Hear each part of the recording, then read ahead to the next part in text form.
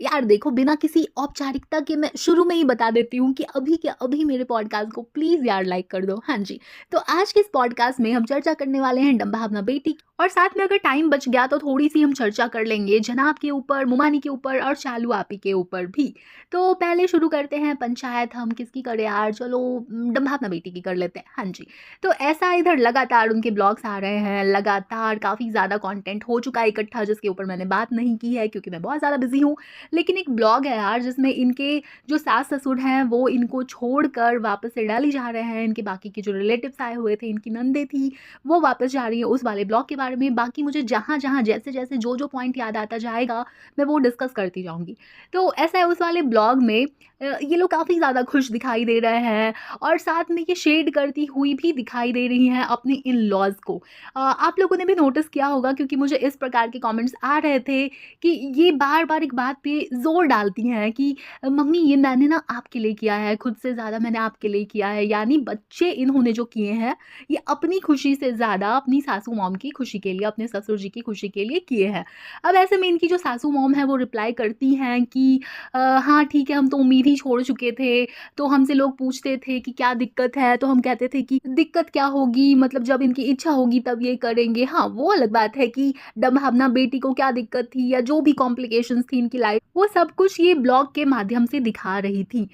लेकिन पता है क्या, मुझे एक बात जो सबसे ज़्यादा खटकती है, चलो यार बहुत ज़्यादा प्रॉब्लमैटिक भावना बिटिया रानी, लेकिन फिर भी यार अगर तुम एक लड़की की नज़र से देखो, एक महिला की नज़र से देखो, तो मतलब ये लोग भी ना उन तानों से बचते नहीं हैं जिसका शिकार आम लड़कियां होती हैं।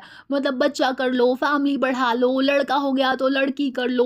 वैसे जनरली लोग लड़के के बाद लड़की की डिमांड ज़्यादातर नहीं ही करते हैं। हाँ, बाकी कुछ लोग मॉडर्न दिखने के लालच में करते हैं, ये भी सच है।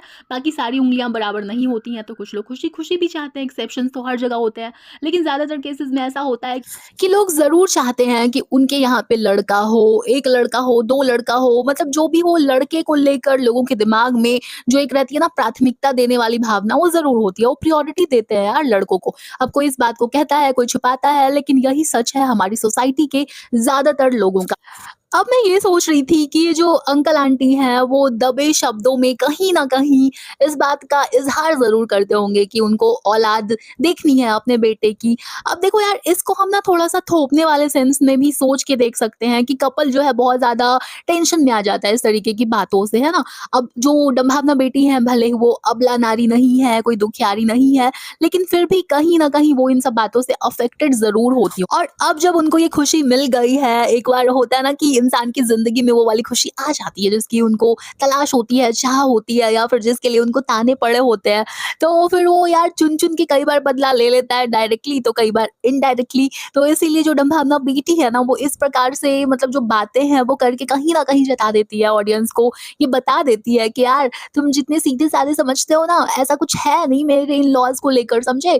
मतलब ये लोग भी इस प्रकार से प्रेशर बनाते थे कहीं न कहीं। बाकी देखकर तो ऐसा नहीं लगता है, लेकिन यार सच ये भी है कि जो लोग 24 घंटे या फिर 365 दिन जिन लोगों को झेलते हैं, जानते हैं, वो बेटर बता सकते हैं। जैसे कि मैं एक एग्ज़ाम्पल ज़रूर देना चाहूँगी। कई सारे केसेज़ में ऐसा होता है ना कि कुछ औरतों की शिकायत होती है कि यार उनका पति बड़ा ऐसा है, वैसा है, पता नहीं कैसा है। और अगर उनके हस्बैंड की जो पब्लिक इमेज होती है या फिर वो जिस तरीके से पब्लिक में व्यवहार करते हैं ना यार, उसको देखकर यकीन ही नहीं होता कि यार हो ही नहीं सकता इतना बड़ा दोगला ये इंसान। लेकिन जो अंदर की पूरी कहानी होती है ना, वो सिर्फ़ उसी महिला को पता होती है जिसका वो पति होता है। तो ये भी है, और इस बात को समझने के लिए ना एक दृष्टि चाहिए होती है, जो कि इंसान के अंदर धीरे-धीरे, हल्लू-हल्लू, स्लोली-स्लोली ही आती है। नहीं तो यार हम लोग कलेशी ही समझते हैं उन महिलाओं को जो अक्सर ही कंप्लेन किया करती हैं, शिकायतें किया करती हैं। हमें लगता है कि यार कितना बोलती है ना, इसको हर चीज़ से शिकायत है, इसको हर चीज़ से तकलीफ़ है, हमेशा गुस्से में रहती है। लेकिन अगर तुम थोड़ा-सा उनके नज़रिए से समझो ना, तो उनको चिड़चिड़ा बनाने के पीछे, उस रिएक्शन को निकलवाने के पीछे ज़्यादातर केसेज़ में उनके हस्बैंड्स का ही योगदान होता है, और इन-लॉज़ का तो ऑब्वियस सी बात है बहुत ज़्यादा होता है। तो ऐसे में यार हम सिर्फ़ ना किसी भी बात के लिए, किसी भी घटना के लिए एक महिला को ही, या फिर कैसी भी हरकत वो करती है उसके लिए ज़िम्मेदार नहीं ठहरा सकते। अभी डम्भावना बेटी के केस में ही देखो, इन्होंने जितनी बार भी ट्राई कर रखा है आईवीएफ के लिए, वो पूरा जो प्रोसीजर होता है, जो भी लोग उससे गुज़रे होंगे, उनको ही पता होगा कि उन पे क्या बीतती है। हम देखकर यार उतने अच्छे तरीके से नहीं समझ सकते कि उन्होंने क्या-क्या फेस किया। तो क्या ये डम्भावना बेटी जो हमेशा बोलती है ना कि आपके लिए किया, खुद से ज़्यादा आपके लिए किया, जैसा कि मैंने अभी थोड़ी देर पहले इस पॉइंट को अच्छे से भाषण देकर एक्सप्लेन किया है।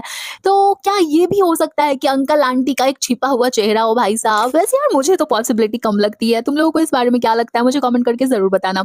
अच्छा, एक और पॉइंट मुझे रेज़ करना था जो कि मुझे देखकर ना थोड़ा-सा अनकंफर्टेबल लगा था इनके ब्लॉग को। मैंने उस पॉइंट को इग्नोर कर दिया था। मैंने सोचा नहीं, मैं ज़्यादा सोच रही हूँ यार, सच में मेरी हेटर वाली नज़र हो गई है। लेकिन फिर मैंने डेप्थ क्वीन का भी पॉडकास्ट सुना इस वाले टॉपिक के ऊपर और उनको भी सेम चीज़ खटकी थी। तो मुझे लगा कि यार इस बारे में बात करनी तो बनती है। बाकी आप जाकर उनका भी पॉडकास्ट सुन सकते हो। उन्होंने बहुत अच्छे तरीके से सारी चीज़ों को एक्सप्लेन किया है।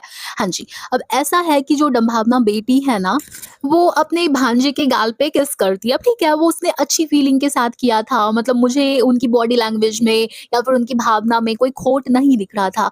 लेकिन वो बच्चा काफ़ी अनकंफर्टेबल, जैसा कि कोई भी टीनेजर होगा।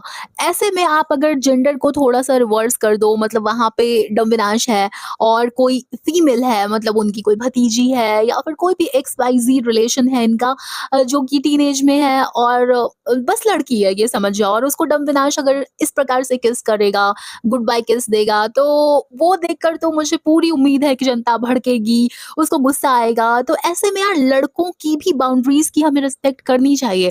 और मुझे कई बार ऐसा लगता है कि इनकी फैमिली में ना मॉडर्न बनने की होड़ मच रखी है भाई साहब। अब कुछ बातें मैं सार्केज़्म में बोलती हूँ तो उसको समझने का कृपया प्रयास करें कि इनके यहाँ पे जैसे कि डम्भावना बेटी अक्सर बोलती है कि चाय पीने वाले फलाने लोग, दूध पत्ती पीने वाले और मैं तो कॉफ़ी पीने वाली। मतलब ये लोग पता नहीं क्या दिखाने की कोशिश करते हैं, और यही जो इसके दिमाग में सुपीरियॉरिटी कॉम्प्लेक्स है ना, उसी की वजह से जो ये फैमिली है, जो कि इसके ससुराल वालों की फैमिली है, वो कुछ ना कुछ ऐसी हरकतें करती है जिससे वो इसके सामने साबित करे कि मैं मॉडर्न हूँ। एक तो रंगा सियार करता है, अरे हाय रंगे सियार, तो वो भी कॉफ़ी, कॉफ़ी, कॉफ़ी, अपने पेरेंट्स के कपड़ों में ऐब निकालना, ये सारी हरकतें तो करता है यार। कितनी बार डिस्कशन करें, आप सभी जानते हो, जो भी मेरे रेगुलर लिसनर्स हो और जो भी पहली बार मेरे चैनल पर आए हो, सब्सक्राइब करने के साथ-साथ मेरे पुराने वाले पॉडकास्ट के ऊपर भी नज़र मार लेना। हाँ जी, प्रमोशन ज़रूरी हो। क्या है ना, हमारा नाम है प्याज और हमारा डिमोनेटाइज है चैनल आज, लेकिन कल नहीं रहेगा। हाँ, हाँ, मुझे पता है प्याज होता है। शब्दों को नहीं भावनाओं को समझो छोरी। हाँ जी, तो ऐसा है कि बहुत सारी बातें इनकी जो फैमिली वाले हैं ना, वो खुद को इनकी नज़र में, इनकी अर्थात मेरी बेटी की नज़र में मॉडर्न दिखाने के चक्कर में भी कर लेते हैं, और ये बात सत्य है, बिल्कुल 100% सत्य है।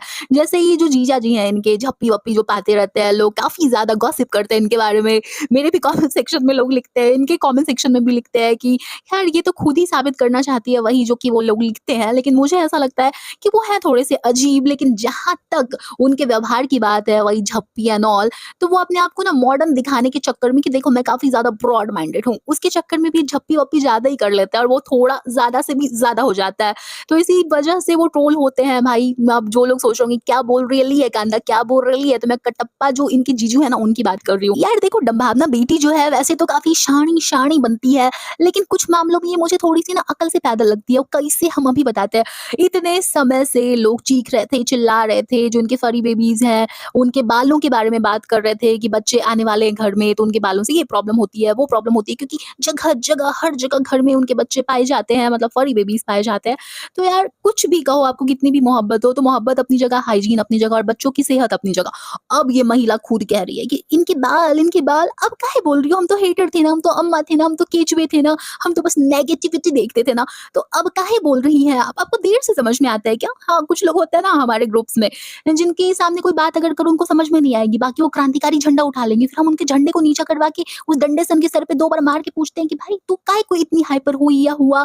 हम ये थोड़ी ना बोल रहे थे, तब उनको समझ में आता है। तो मुझे लगता है इसी कैटेगरी में कई बार डम्भावना बेटी भी आ जाती है, जो हम पहले से कह रहे होते हैं, ये आती है बिल्कुल हमारे ऊपर चिल्लाती है, अपने जो चाटुकार हैं उनसे हमें गाली खिलवाती है, पड़वाती है, उसके बाद आकर वही राग गाती है।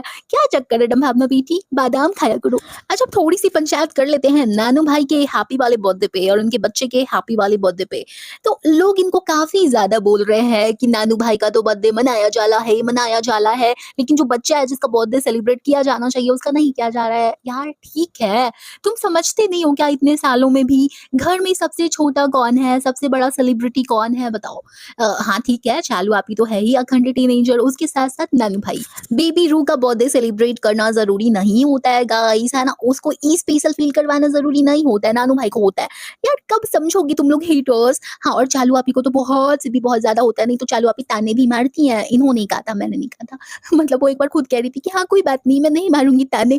मत बल्कि चालू आप ही पहले ताने मारा करती थी। हाँ जी, तो ऐसा है इन दिनों एक प्रकार का कंटेंट काफ़ी ज़्यादा देखने को मिल रहा है हमें इंस्टा पे स्पेशली। वहाँ पे क्या होता है लोग कैमरा खोल के कहते हैं देखिए यही है हमारा ससुर जो दिन भर ताना मारता रहता है, देखिए यही है हमारी सास जो दिन भर हाथ-पाँव धोती रहती है। हाँ, सीरियसली यार इस प्रकार के कंटेंट को जो इंस्टाग्राम है वो मुझे दिखा रहा है और मैं देख और ऑब्वियस सी बात है मैं दुनिया में क्या करने आई हूँ गाइस तो यही करने तो आई हूँ, तो मैं यही देखती हूँ, है ना? मतलब क्या सोच कर जो इंस्टाग्राम है मुझे ये वाला कंटेंट रिकमेंड करता है मैं समझ नहीं पाती हूँ गाइस। हाँ, तो ये है कि अब मुझे थोड़ा-थोड़ा समझ में आने लग गया है कि क्यों रिकमेंड करता है। तो जिस प्रकार से इस तरीके की जो ऑनलाइन वॉर्स होती है लोगों के बीच में, वो दिन दूर नहीं है कि जो ब्लॉगर्स के बच्चे हैं ना, बड़े होने के बाद इनको आड़े हाथों लेंगे और जब अपना अलग पर्सनल फ्यूचर में ब्लॉगिंग चैनल बनाएँगे ना, हाँ, ठीक है, ज़िंदगी रही तो देख लेंगे गाइस।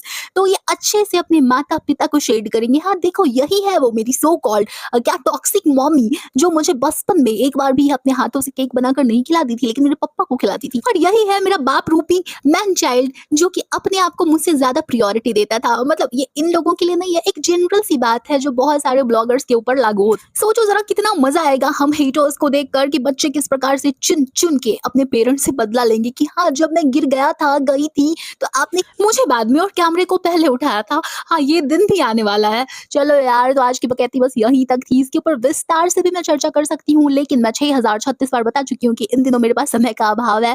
और देखो अगर यहाँ तक सुन चुके हो और अभी भी मेरे 2-3 बार बोलने के बाद भी लाइक नहीं किया, तो अब तो कमेंट भी करके जाना पड़ेगा, ठीक है? अच्छा, चालू आप ही के रेस्टोरेंट का मेकओवर भी हो गया गाइस। तो दिखने में तो अच्छा लग रहा था, लेकिन कई बार दिखने में अच्छी लगने वाली जगह भी अगर बदबू मारे, तो वहाँ पे इंसान बैठ के भोजन कैसे ग्रहण करेगा चालू आप ही? तो उम्मीद है बदबू मारने वाली समस्या पर भी आपने काबू पा लिया होगा, मुझे ये कहना चाहिए। चलो यार, हो गई मेरी बकैती, अब जाती हूँ मैं और तुमसे मिलने किसी और वीडियो के साथ या पॉडकास्ट के साथ फिर से वापस आती हूँ मैं। Bye bye.